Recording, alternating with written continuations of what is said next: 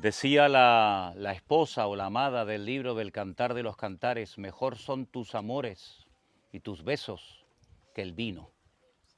No sé si habéis leído ese versículo alguna vez. Está ahí en Cantares capítulo 1. Mejor son tus amores y tus besos que el vino. Hay varios momentos en la Biblia en los que Dios besa a la gente. Y cada vez que se abre la palabra de Dios es que Dios nos besa con su boca, con su palabra. Y dice que el beso, la exposición de la palabra de Dios es mejor que el vino. ¿Y por qué compara el estudio de la palabra con el vino? La palabra vino en español tiene 4 letras, ¿sí o no? En hebreo tiene 3.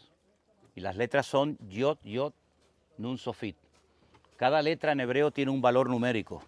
Las 2 primeras valen 10, 10 y la última vale 50. 50 y 20, 70.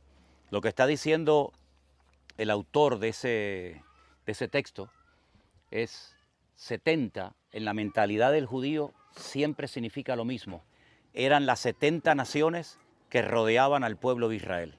Cuando usted lee la Biblia desde el principio, usted se va a dar cuenta de que Dios de las 70 escogió a una. Escogió al pueblo de Israel para que convirtiera a las 70. Las 70 naciones que rodeaban al pueblo de Israel se caracterizaban por la idolatría, por la promiscuidad sexual, por tantas barbaridades, ¿no? Ellos pensaban que lo pasaban bien, que se divertían y que el pueblo más aburrido de la tierra era el único pueblo que tenía un Dios diferente al de ellos, que era el pueblo de Israel, ¿verdad? Sin embargo, el autor del libro Cantar de los Cantares, la palabra Cantar de los Cantares es de los 1000 y pico canciones que Salomón hizo, dice esta es la máxima. Es como, ¿cómo le podría decir? En hebreo no existe superlativo, no se puede decir grandísimo, no se puede decir santísimo, entonces hay que repetir la palabra. Santo, santo, es santísimo en español, ¿verdad? Tú guardarás en completa paz. En hebreo no se dice completa paz porque la paz siempre es completa, no le falta nada. Dice tú guardarás en paz, paz. Se repite la palabra 2 veces, ¿no? Entonces cuando dice el Señor es Señor de señores, bueno, si es el Señor, se supone que es de los señores. Si es rey de reyes, ¿no? Entonces cuando dice el Shir Hashirin, es decir, cuando dice el cantar de los cantares, es decir, de todas las 1000 y pico canciones que yo compuse, esta es la más importante de todas. Y entonces ellos dicen nuestro deleite de oír tu palabra es mucho más grande que las 70 naciones que nos rodean a nosotros. Eso es lo que significa el vino en ese texto de la Escritura, ¿no? Entonces, por supuesto, cuando uno abre la Biblia del principio, uno dice, ¿cuántos temas se mencionan en la Biblia? Todos los que tú quieras. ¿Quieres que hablemos de matemáticas? Hablamos. ¿Quieres de geografía, de historia, de economía, de lo que tú quieras? Cualquier tema que se te pueda venir a la mente, incluso hasta física cuántica, fíjate lo que te digo, está en la palabra de Dios, porque la Biblia es un libro completo, refleja el corazón de Dios y por lo tanto al tener un Dios completo, todo lo que tú necesitas saber para tu crecimiento y para tu desarrollo espiritual lo vas a encontrar siempre en la Biblia. Podríamos hablar del Espíritu Santo, de la deidad de Cristo, podríamos hablar de la inspiración de las Escrituras, de la historia del pueblo de Israel, etcétera, etcétera. Pero Alberto me sugería que sería bueno que así, un poquito por encima, ¿no? Porque llevo 40 años estudiando el tema y no creo que en 15, 20 minutos pueda resumir 40 años, ¿no? Pero me sugería que por qué no hablábamos un poquito del tiempo en el que estamos viviendo. Porque cada generación se ha caracterizado por señales diferentes a las que nos precedió. Por ejemplo, si ustedes cogen un libro cristiano, ¿no? Que hablara del mover de Dios y de cómo el Señor actuaba, por ejemplo, en la década de los años 60, década en la que yo, por ejemplo, nací, la iglesia era completamente diferente a la iglesia de hoy en día. Lo que se predica hoy en día, en aquellos tiempos no se predicaba. Y lo que se predicaba en aquellos tiempos, hoy en día no se practicaba. El énfasis que se le da hoy en día en las iglesias a ciertos y determinados temas en aquellos tiempos no existía. Eran otras cosas. Si pasamos a la década de los años 70, pues ya la iglesia ya no se parecía a la de los años 60. Y así podríamos ir generación tras generación y vemos que la iglesia, aunque supuestamente siempre ha predicado o debería de haber predicado el mismo evangelio, no siempre el estilo de vida de los cristianos siempre fue igual. No siempre el énfasis en la enseñanza siempre fue igual. No siempre las señales que caracterizaron a esa generación, digamos que precedieron o también se dieron en la generación posterior. Si nosotros hubiéramos vivido, por ejemplo, en la época de Jesús, en el primer siglo, digamos, nuestro cristianismo no sería absolutamente nada parecido al que estamos practicando hoy en día. ¿Por qué? Porque primeramente no dispondríamos de templos, no tendríamos templos. Entonces cualquier lugar, como por ejemplo este, una playa, una montaña, una cárcel, una casa particular, nos serviría de templo. Los templos no fue hasta casi 300 años después de Cristo que comenzaron a utilizarse como lugares de culto. Pero durante casi 300 años la iglesia no disponía de iglesias, de templos. A veces el culto se hacía en una cárcel, o en una casa particular, o se hacía en una sinagoga. Entonces te das cuenta que ya la forma de expresar, la forma de vivir el cristianismo de los hermanos nuestros del siglo I era completamente diferente, por ejemplo, a los cristianos de la Edad Media. En la Edad Media se creía que el Espíritu Santo se había ido del mundo, que ya no estaba el Espíritu Santo en la tierra. Es decir, que depende de la época en la que hubiéramos nacido y aceptado al Señor, nuestro cristianismo lógicamente se hubiera adaptado a la época. Entonces hay señales que algunos hermanos nuestros en la fe vieron que nosotros nunca vamos a ver. Por ejemplo, hubieron cristianos que murieron y ellos no creían, muchos no creían, otros sí, gracias a Dios, que algún día, por ejemplo, el pueblo de Israel volvería a existir como pueblo. Bueno, de hecho, alguien sugirió que se fueran a África y compraran un terreno enorme de tierra y lo llamaran el Estado del pueblo de Israel en África, porque para ellos era impensable que un día, pues en Israel, en la tierra de Israel, la tierra de toda la vida, pues volviera a surgir el Estado de Israel. Si hubiéramos vivido, por ejemplo, en la generación de Noé, pues nuestro trabajo principal no hubiera sido predicar el Evangelio ni hacer obra social. Nuestro trabajo principal hubiera sido trabajar y trabajar y trabajar y trabajar para construir un barco lo antes posible para que cuando caiga la lluvia no nos lleve a todos. Si hubiéramos vivido en la época de David, nosotros hubiéramos sido soldados en el ejército del rey David. Nosotros no seríamos pastores ni predicadores, seríamos soldados en el ejército de David, porque si no, no tendríamos ningún futuro. Si hubiéramos vivido en la época de su hijo, unos pocos años después, pues nos hubiéramos dedicado fundamentalmente a poner piedras y a echar una mano como peones de albañil en la construcción del templo. ¿Se dan cuenta? Nos ha tocado vivir en este momento, no sabemos cuánto tiempo queda, pero nos ha tocado vivir en la recta final. Digamos que en este momento somos la generación de cristianos más cerca del fin que aquellas generaciones que nos han precedido en el pasado. Entonces es muy importante conocer el orden de los tiempos, las señales que nos van a tocar ver, para que no nos hagamos ilusiones tratando de ver cosas que nunca vamos a ver, porque no están diseñadas para el tiempo en el cual vivimos. Entonces la Biblia nos da muchísima información. Por ejemplo, tenemos un capítulo entero que nos habla acerca de lo que se llama escatología, es decir, cosas que tienen que ver con el futuro, pero es un capítulo comprimido.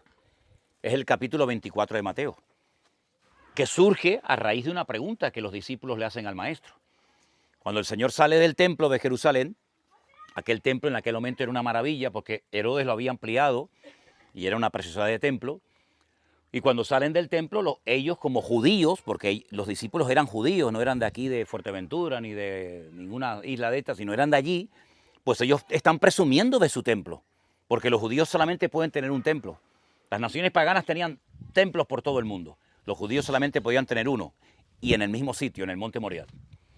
Cuando salen le dicen al Señor, Señor, mira qué templo, qué maravilla, qué paredes, qué edificio, qué lujo, qué oro. Y el Señor le dice, ¿veis todo esto? Observarlo bien porque no quedará piedra sobre piedra. Eso se lo dijo aquí en el monte Moriah.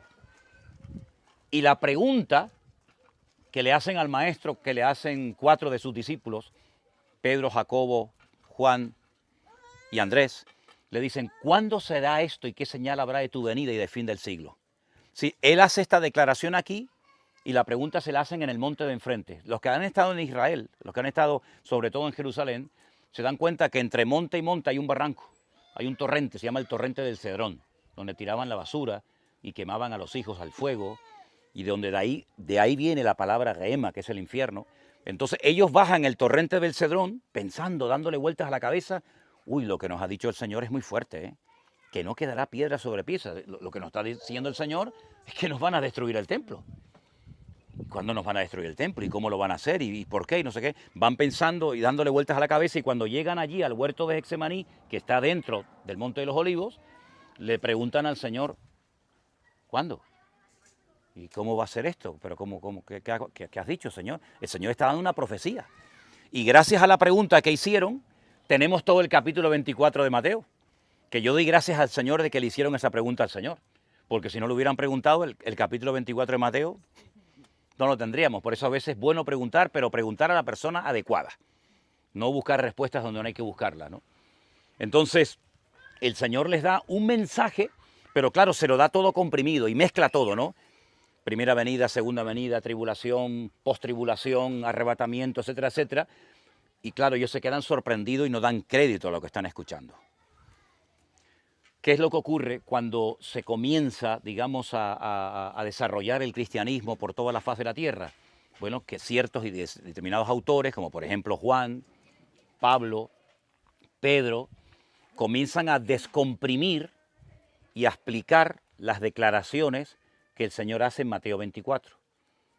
Y bueno, sin lugar a dudas, el libro del Apocalipsis no solamente es la explicación de aquel capítulo 24 de Mateo, sino que es una ampliación, amplifica por 1000 la información que da el Señor, que la da toda mezclada, pero el Apocalipsis lo bueno que tiene es que está en orden cronológico. A nos lleva a B, B nos lleva a C y así sucesivamente. Porque no solamente es importante saber lo que va a pasar, sino en el orden en el que va a pasar. A mí me pasaba, pongo a modo de ejemplo, de ilustración, cuando yo me convertí al principio, yo escuchaba muchas veces a los pastores, y me daba mucha rabia, que decían, no, porque cuando el pueblo de Israel estuvo en Egipto, y el Señor los sacó de la esclavitud en Egipto, y vuelta con la esclavitud, y que tuvo que ir Moisés y las plagas, yo decía, bueno, si los tuvo que sacar de Egipto, ¿para qué se fueron a Egipto?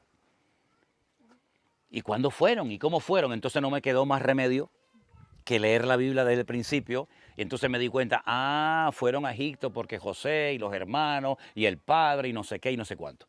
Igual ocurre con la Biblia. Tú puedes tener nociones de ciertas y determinadas cosas de la Biblia, pero lo bueno es que tú sepas poner en cada sitio cada cosa para que sepas que todavía falta un poco o falta menos o falta demasiado por el orden que nos da la Biblia. Ahora, no vamos a dar un estudio del Apocalipsis, ni mucho menos, pero sí me gustaría leer unos versiculitos de una carta que Pablo le escribió a una iglesia en la que estuvo muy poco tiempo. Físicamente, en esta iglesia, Pablo, según el libro de los Hechos, no estuvo ni un mes, aproximadamente como 3 semanas. Y es la iglesia que estaba en Tesalónica.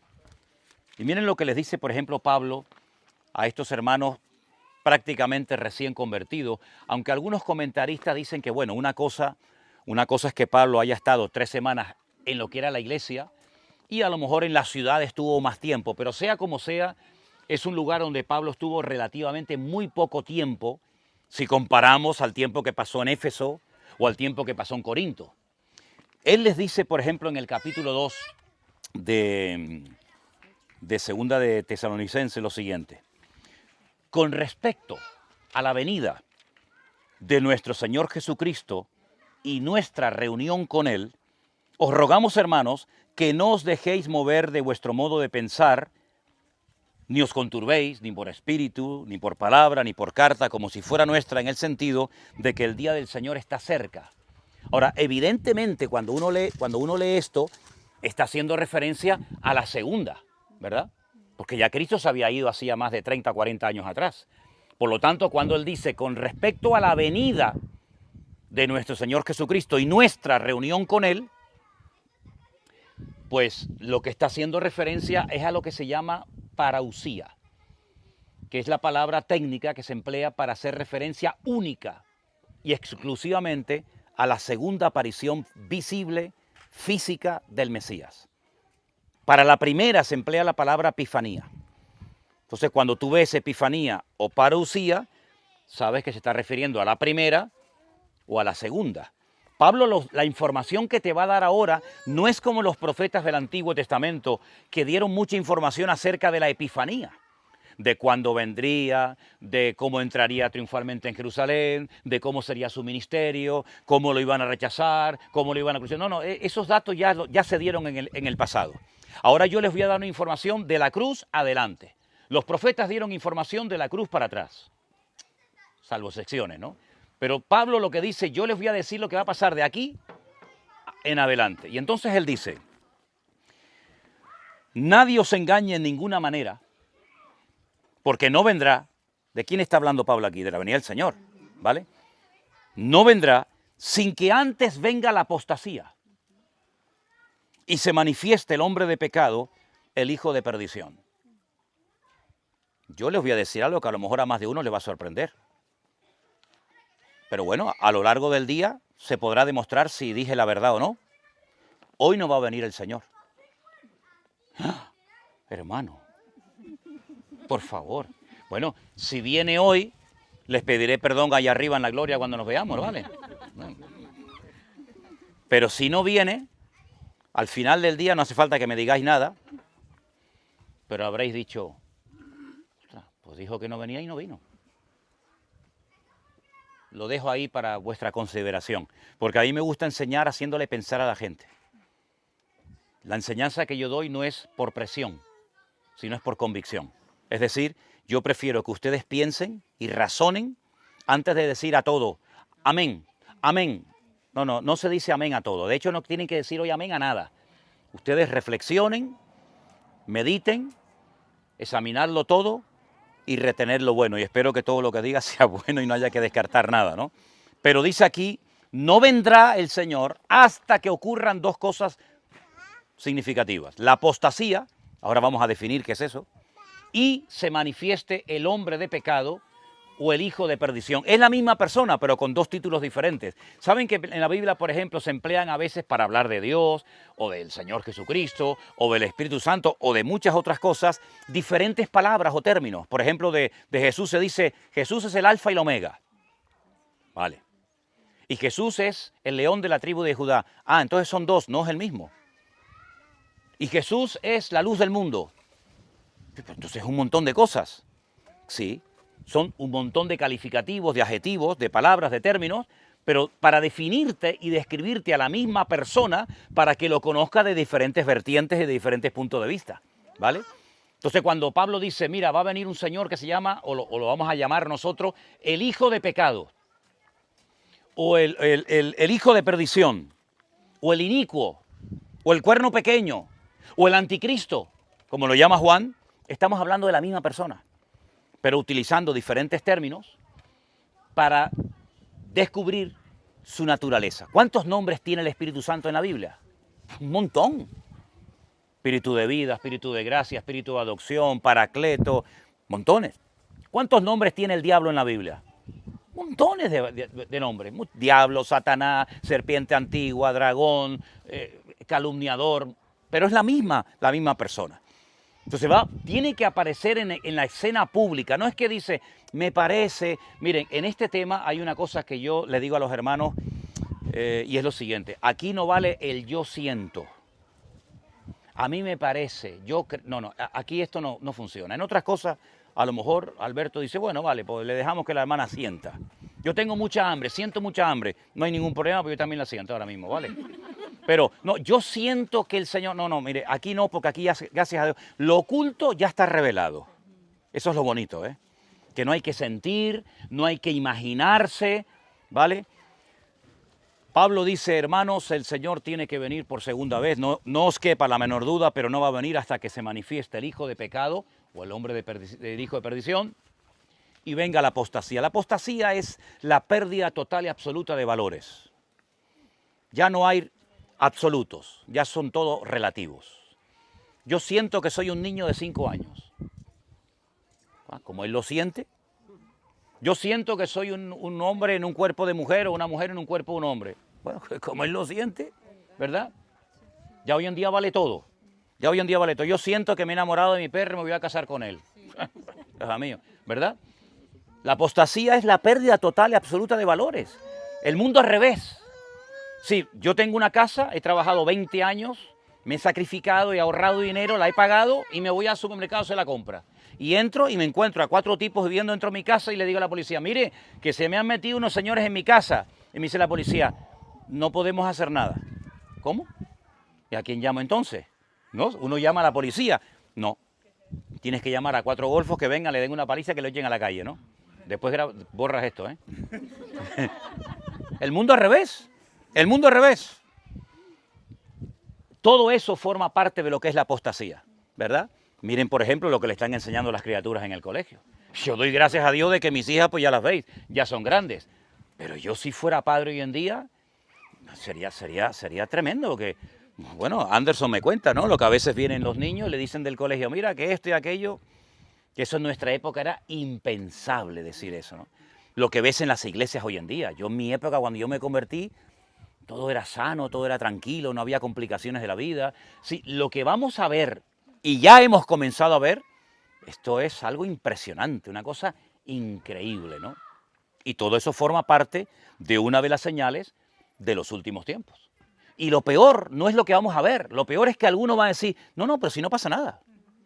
¿Cómo que no pasa nada? Es la pérdida de la sensibilidad. Decir, pues yo no veo mal que el chico se haya enamorado de su burro. Yo no lo veo mal. ¿Y qué van a tener? ¿Burritos? ¿Qué van a tener? Después los bautizamos también, los burritos. Es decir, es una pérdida de sensibilidad, una pérdida de unos mínimos, ¿verdad?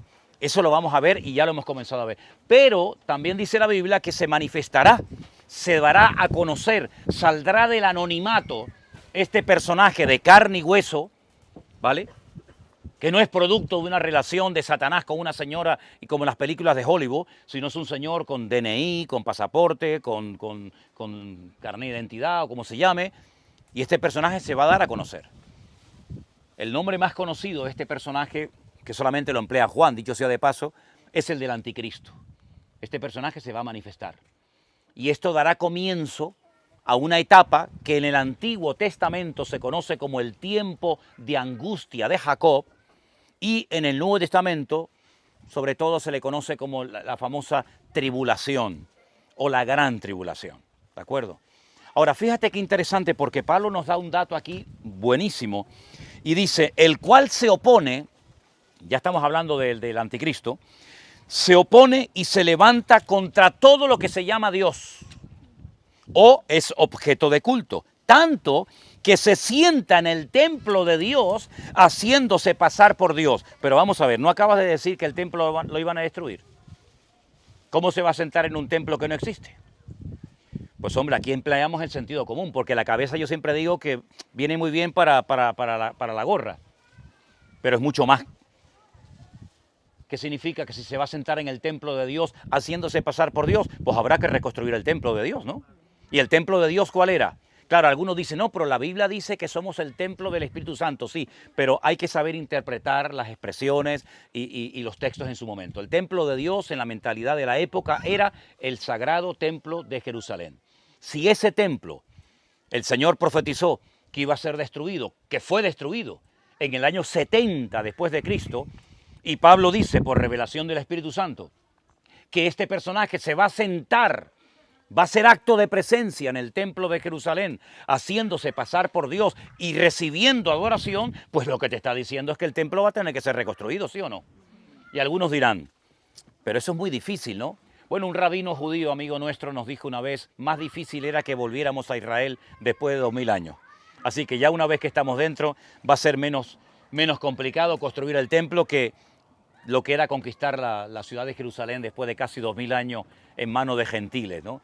Es decir, que los tiempos que se avecinan, a nosotros nos ayuda mucho los medios de comunicación. ¿Por qué? Porque en tiempo real podemos estar viendo lo que está pasando en otra parte del mundo. ¿Se dan cuenta?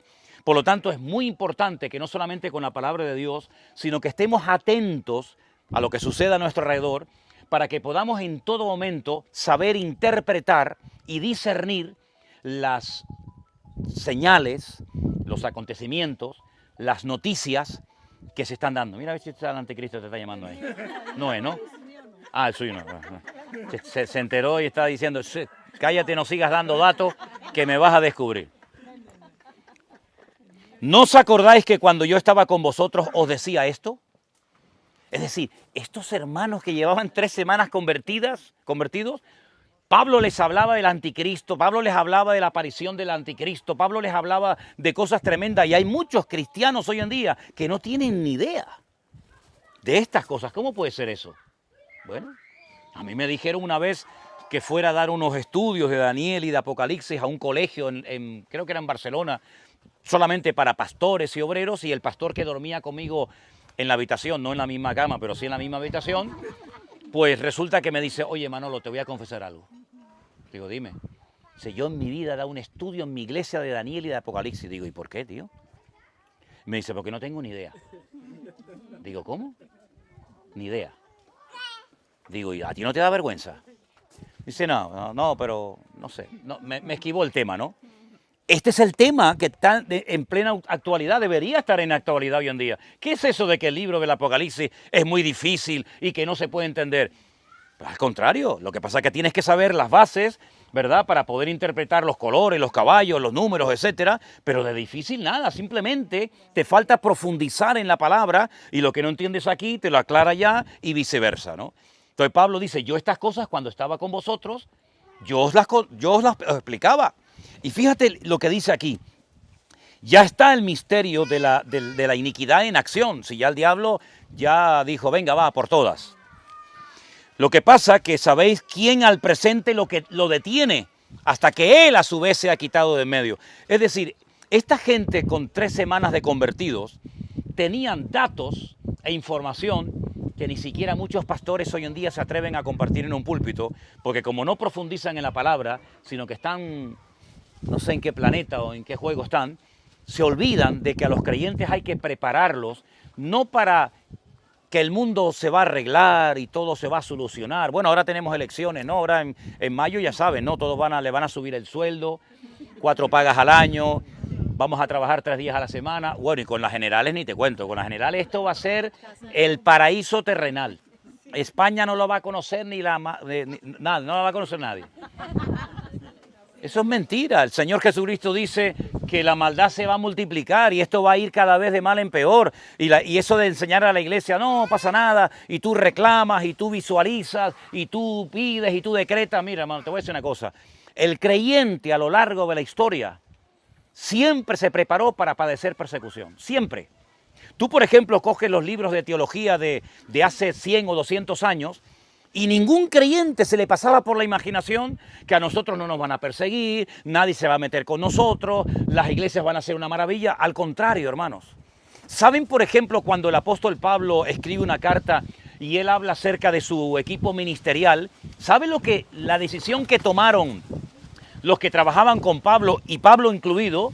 Nos hemos sentenciado a muerte. Es decir, usted quiere trabajar conmigo, usted quiere viajar conmigo, usted viene conmigo ahí por el mundo predicando la palabra. Ok, a partir de ahora, todos estamos sentenciados a muerte. Un día te va a tocar a ti, otro día te va a tocar a ti, otro día me va a tocar a mí, pero no se hacían ilusiones, no se preocupen, no nos van a perseguir, no nos van a encarcelar, al contrario, tenían clarísimo que todos iban a caer como moscas uno detrás de otro. Incluso dice la carta a los Hebreos capítulo 11 que algunos cuando llegaba el momento del rescate decían, no lo pagues. Oye, que si damos $10,000 te sueltan los que te han secuestrado, que no lo pagues.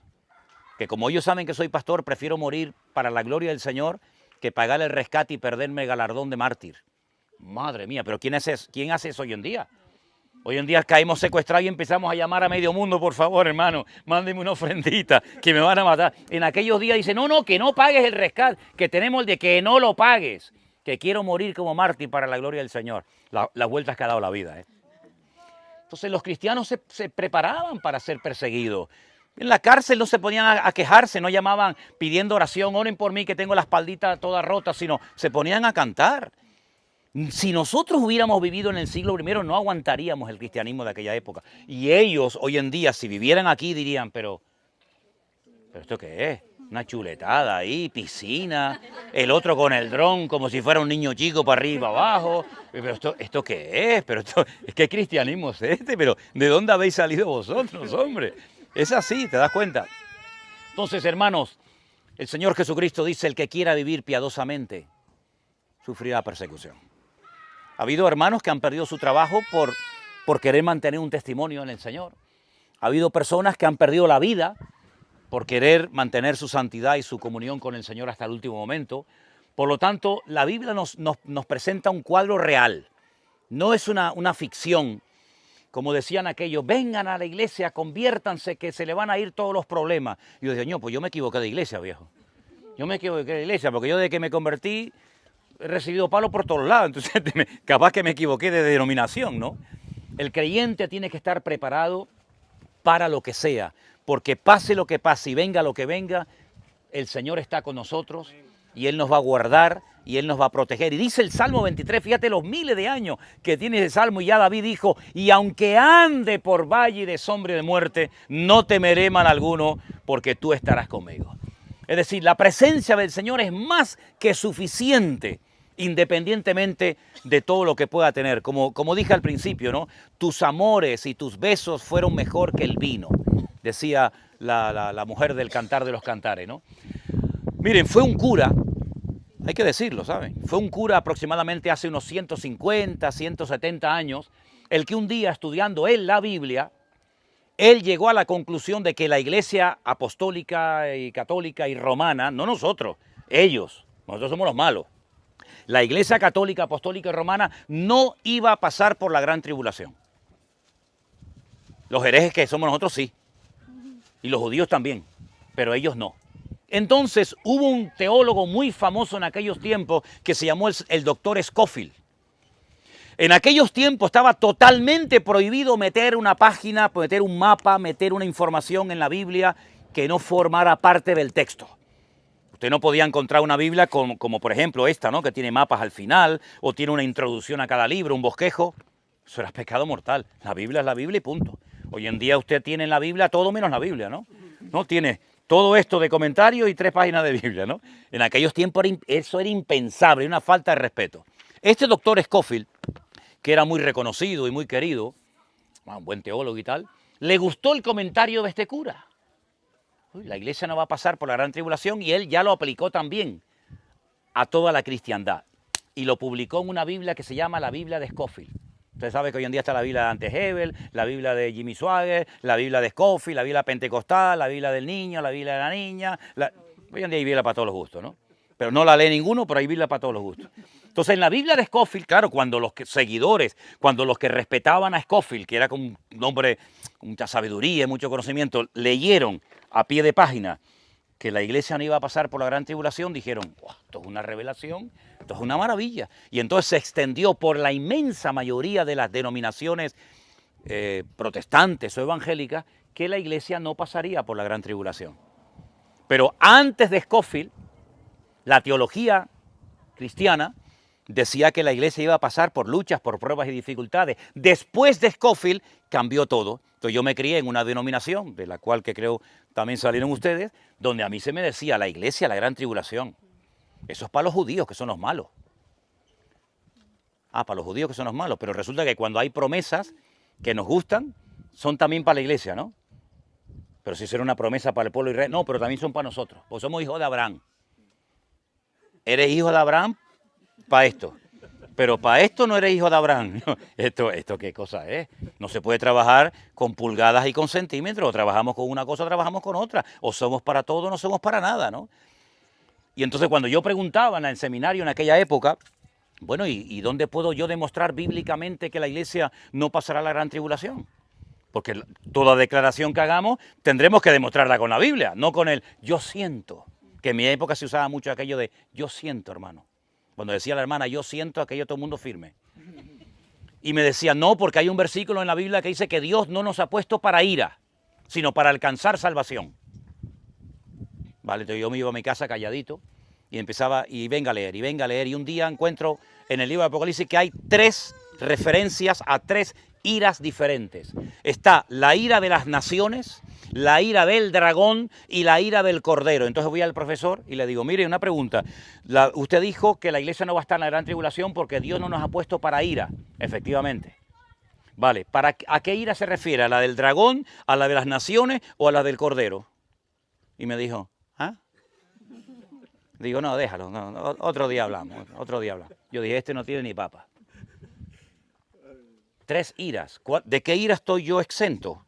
Porque yo veo desde el siglo I hasta ahora que las naciones han machacado a la iglesia y la han pisoteado y hasta hoy en día están torturando y matando y quemando cristianos por todo el mundo. Luego de la ira de las naciones, que yo sepa, no estamos exentos, porque no es lo mismo ser cristiano evangélico en Fuerteventura que ser cristiano evangélico en Corea del Norte.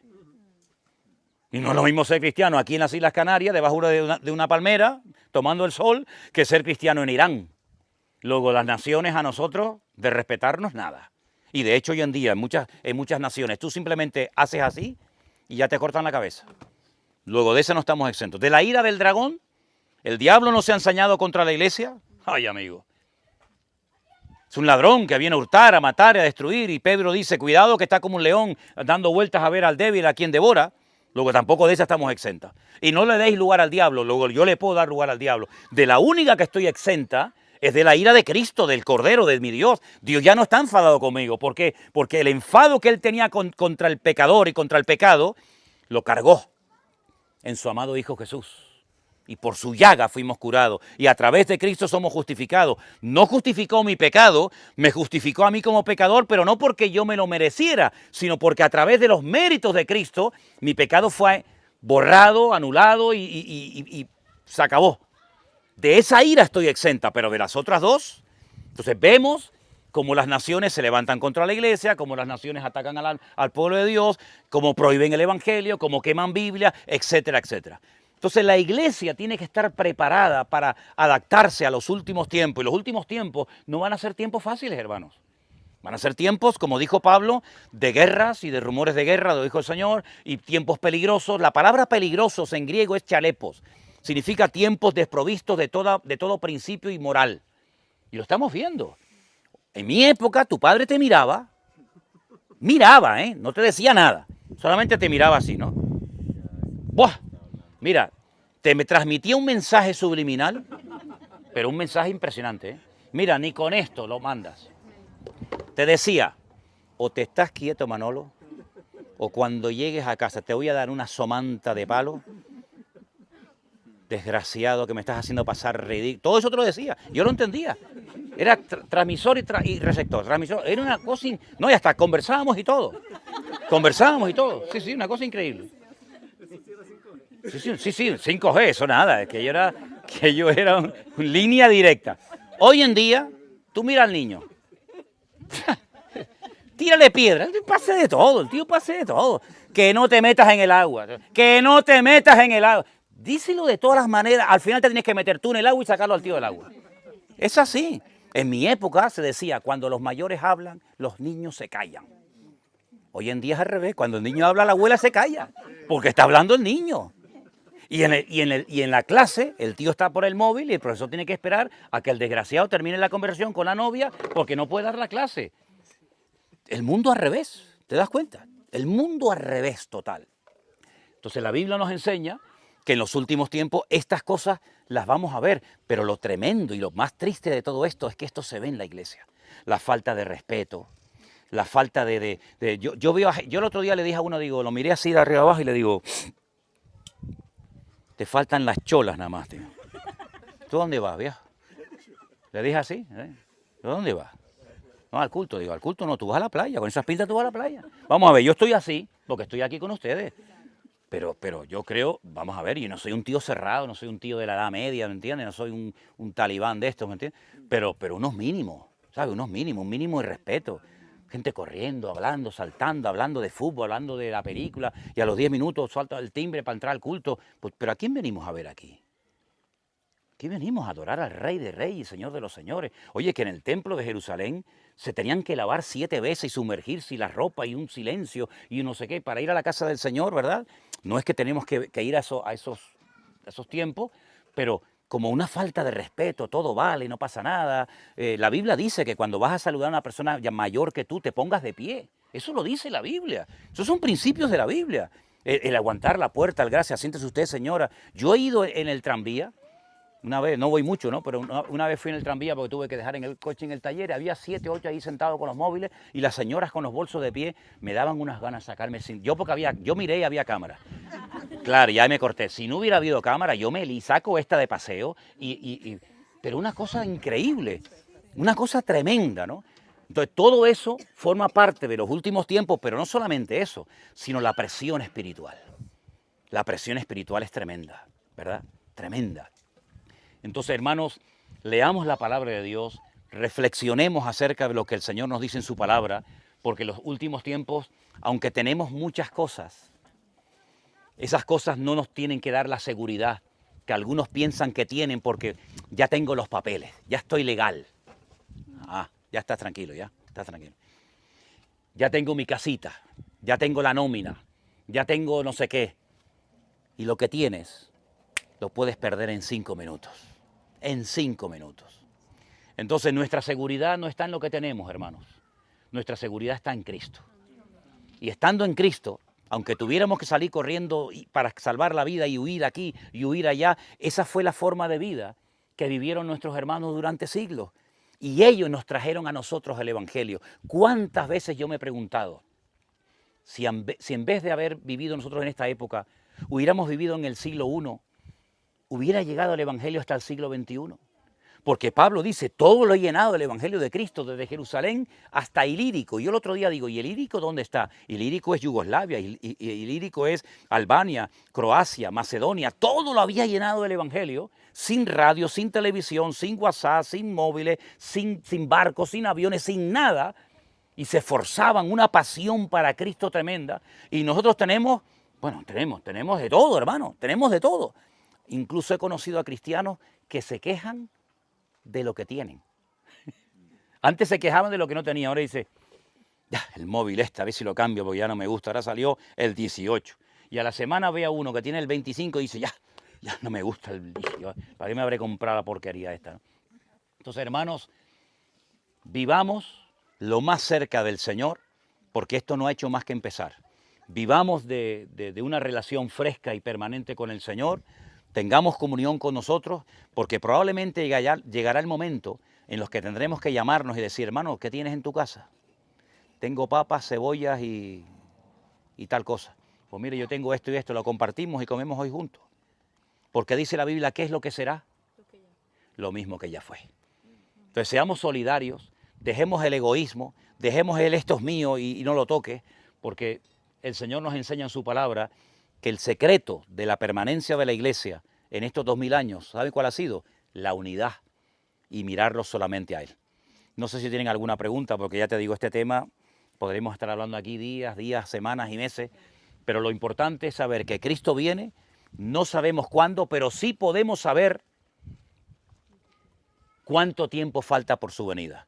Y como sabemos que la apostasía ya se ha manifestado y están entre nosotros, pero todavía el hombre de pecado no se ha manifestado, vuelvo a reiterar lo que dije hace un rato. Hoy, tranquilos, no vendrá el Señor. Vendrá en otro momento, pero hoy no viene. ¿Vale? Dios les bendiga.